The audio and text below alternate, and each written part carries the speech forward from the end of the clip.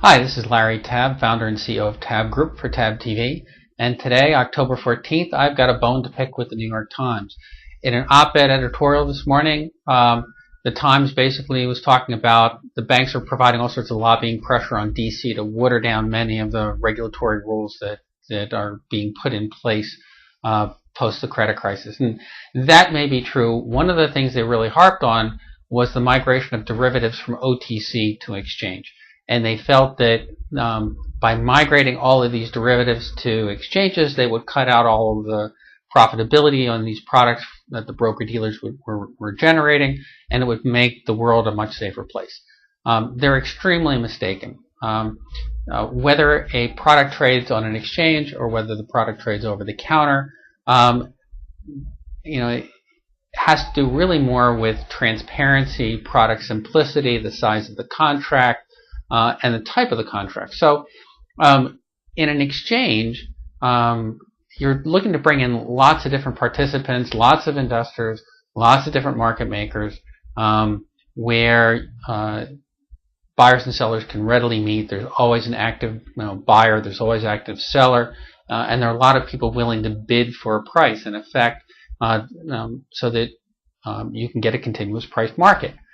The problem with many of the derivatives is that they're extremely complicated, they're very large size, there are few buyers and sellers, and generally all of the liquidity, all of the bids and offers that you see in a marketplace come from a dozen different banks, probably less, maybe 10.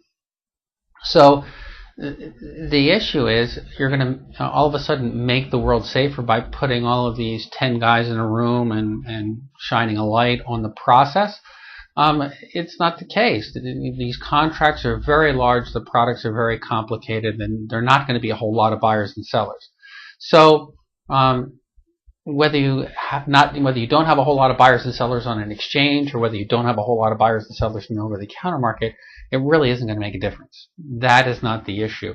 If you really want to broaden out the market appeal of these products, you need to change the basic products. You can't have average trade sizes of $5 to $10 million for these products. You need to bring the product size down to a manageable level, $5,000 to $10,000 for these products, so that you bring in a wider array of participants. The products would need to be linked seamlessly with the equity markets or the foreign exchange markets or the futures or the options markets, so that if I buy a credit default swap, that I can hedge it very seamlessly on with a future or an option or an equity.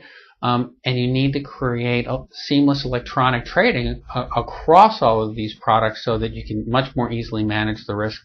That will enable enable more buyers and sellers to come into the market, which then can provide a much more seamless trading process.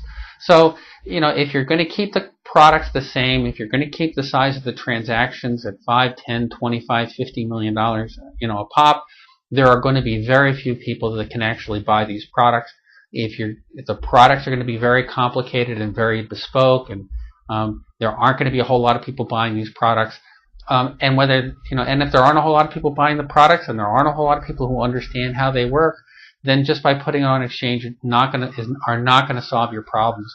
What you really need to change is the underlying structure of the contract, and that's not going to be very easy to do. And with that, I will relent with my agitation from this morning's Time commentary or editorial. And with that, I'm Larry TABB, founder and CEO of TABB Group, and this has been TABB TV. Thanks for joining me.